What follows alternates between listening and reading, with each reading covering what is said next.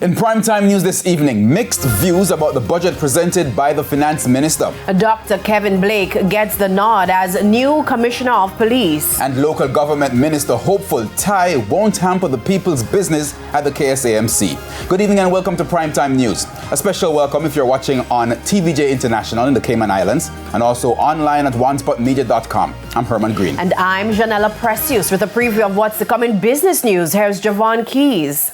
Well, Janelle, we'll have more from the finance minister's presentation yesterday, including the fact that the cap for companies looking to list on the junior market of the Jamaica Stock Exchange has moved up to $750 million. And of course, I'll have those gas prices. So stick around for that a little later on. All right. And Jermaine Brown is also here. He has a preview of what's to come in sports. Jermaine? Well, thank you, Herman. It's not often you hear this, but the JFF, they've won again in court.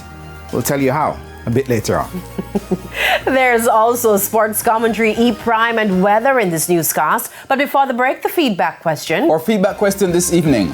What are your thoughts on the finance minister's budget presentation yesterday? You can share comments online, facebook.com/television Jamaica, and on X at TVJ News Center.